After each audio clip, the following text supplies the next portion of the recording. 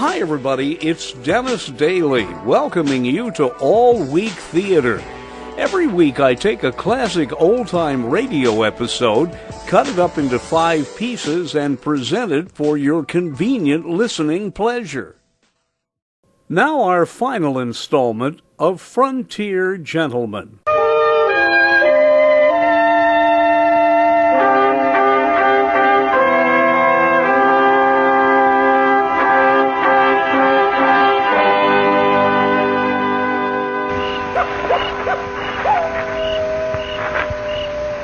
Funny thing. What? We ain't heard no sound from the woman.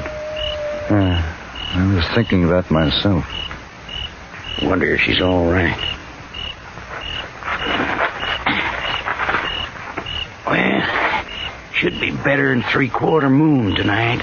Coming up in a while. They gonna try something. It'll be afore the moon. Slim, I think we better sit back to back in case they circle around us. Yeah. I was just thinking. Wish I had me a drink of red-eye right now. I know a place in Dodge. I tell you, Kendall, a shot of that tornado juice would draw a blood blister on a rawhide boot. I'd like to see that. Shucks, that ain't nothing. Feller what runs the saloon. He serves a free snake with every drink.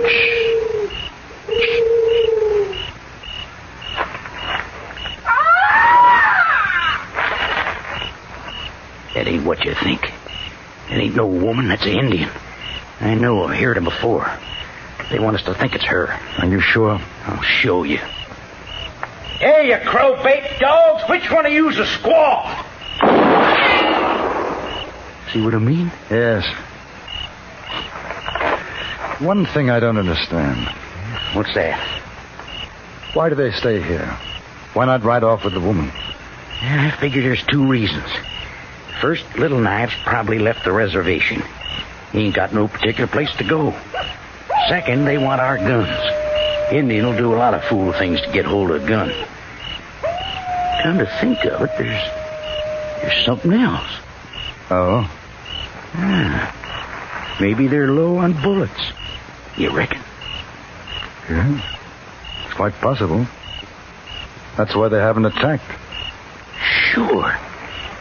Sure, they're using Sharp's repeaters. That feller's Winchester ain't the same caliber. So whatever shells they picked up in the wagon ain't worth a thing. In which case, we don't wait for them to attack us. I know what you're getting at, but it won't work. Well, why not? That wouldn't be no good. Not with this busted wing. Slim, you stay here. Cover me with a rifle. No, he'll hear you before you get 10 feet up the rise. Slim, I'll admit that I'm a comparative greenhorn in your territory, but I've had the dubious pleasure of slitting a number of throats under similar circumstances in India. Those chaps didn't hear me. I'll take my chances with these Arapaho. Well, you gonna use a knife? Oh, if I have to, yes. You sure are a funny kind of Englishman. Here, take your rifle. Mister, I sure hope you know what you're doing. So do I. I crawled out of the hollow and inched my way up the slope. I had seen the flash of the Indian's rifle and knew his approximate location. In the direction I was taking, I planned to reach the top of the hill some yards from where I had last seen him. It was slow.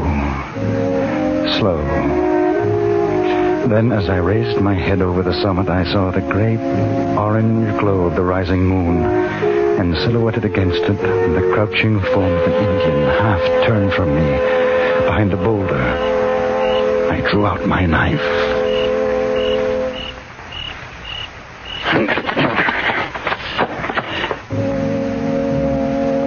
He died without a sound. Then I made out Little Knife and the remaining Indian. They were a few feet away, standing over a gagged and bound body. And in the constantly growing moonlight, I saw the chief bend down, the glitter of steel in his hand. This time I knew it would be a woman's scream I was going to hear. Little Knife!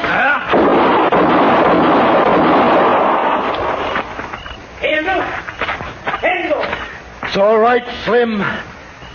She's alive. She's all right. I cut the ropes, loosened the gag from the woman's mouth, and for a long moment she only looked at me. Then she began to cry. I carried her down the slope to where Slim was waiting. Then I went back to get the Indian horses and the things which had belonged to Belding and his wife. After that, Slim and I took her to Laramie in Wyoming Territory.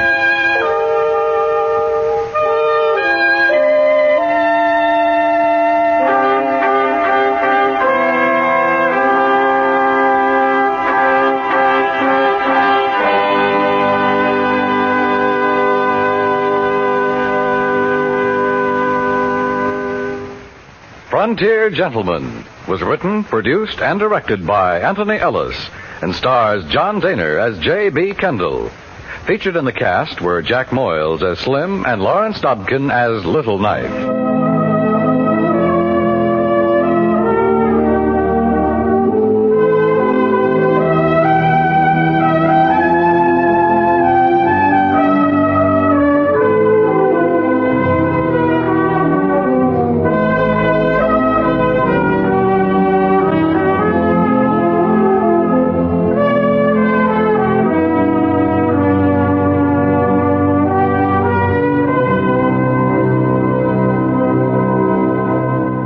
To me, one of the great things about Frontier Gentleman, not only the acting of John Daner and the others, was the beautiful theme music.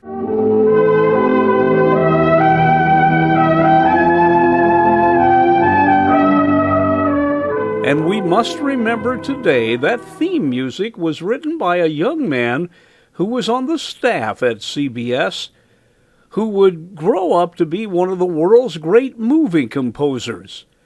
The music for much of Frontier Gentleman was by Jerry Goldsmith. I'm Dennis Daly. So join me next time when I take a classic old-time radio episode and split it up into 5 easy-to-digest pieces, right here on All Week Theater.